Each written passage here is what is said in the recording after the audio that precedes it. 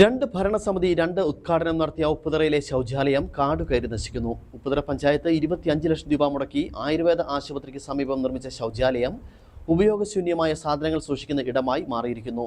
കഴിഞ്ഞ 10 വർഷം കൊണ്ടാണ് ശൗചാലയം പൂർത്തിയാക്കിയത്.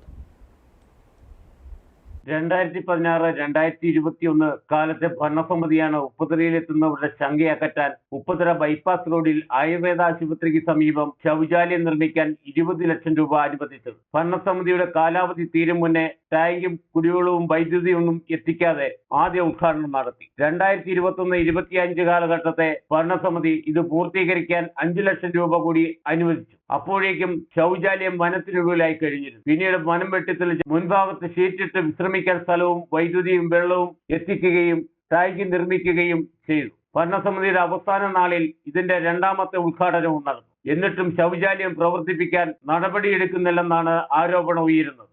സമിതി വന്നിരിക്കുകയാണ്. എന്നാൽ പുതിയ ഭരണസമിതി വന്നിട്ട് ഏതാണ്ട് 3-4 മാസം കഴിഞ്ഞിട്ടും ഈ കമ്പർ സ്റ്റേഷൻ ജനങ്ങൾക്ക് തുറന്നു കൊടുക്കാതെ പൂട്ടിയിട്ടുകൊണ്ട് വീണ്ടും കാട് കയറി നശിക്കുന്ന ഒരു സാഹചര്യമാണ്. അതുകൊണ്ട് ബന്ധപ്പെട്ട കളക്ടർ അടക്കമുള്ള ആളുകൾ ഉപ്പുതറ ഗ്രാമപഞ്ചായത്തിൽ ഇങ്ങനെ നിർമ്മാണം പൂർത്തീകരിച്ചിട്ട് ഉദ്ഘാടനം കഴിഞ്ഞിട്ടും മുടങ്ങിക്കിടക്കുന്ന ഒട്ടനവധി പദ്ധതികളുണ്ട്.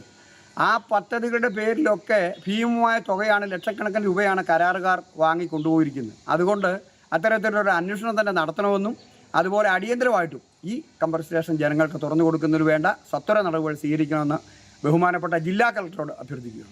25 ലക്ഷം രൂപ ചെലവഴിച്ച ശൗചാലയം നിലവിൽ കാട് കയറി തുടങ്ങി. ശൗചാലയത്തിനായി നിർമ്മിച്ച മുൻഭാഗത്തുള്ള വിശ്രമ കേന്ദ്രം ഇപ്പോൾ കന്നുകാലികൾക്ക് വെയിലേൽക്കാതെ നിൽക്കാനും ഉപയോഗശൂന്യമായ വസ്തുക്കൾ സൂക്ഷിക്കാനുമുള്ള സ്ഥലമായി മാറിയിരിക്കുകയാണ്. കണ്ണമ്പടി ആദിവാസി ഉന്നതിയിൽ നിന്നുള്ളവരുൾപ്പെടെ ശങ്ക തീർക്കണമെങ്കിൽ 1 കിലോമീറ്റർ അപ്പുറത്തുള്ള മേച്ചേരിക്കടയിലെത്തണം. ടൗണിനോടടുത്തുള്ള ഈ ശൗചാലയം എന്തുകൊണ്ട് തുറന്നു നൽകുന്നില്ലെന്നാണ് ജനങ്ങൾ ചോദ്യം ഉയർത്തുന്നത്. ഇത് പ്രായോഗികമല്ലെങ്കിൽ എന്തിനിത് നിർമ്മിച്ചുവെന്ന ചോദ്യവും ഉയരുന്നുണ്ട്. സർക്കാരിന്റെ 25 ലക്ഷം രൂപയാണ് 2 ഭരണസമിതിയും കൂടി നഷ്ടപ്പെടുത്തിയിരിക്കുന്നത്. Idukki vision news, Upputhara.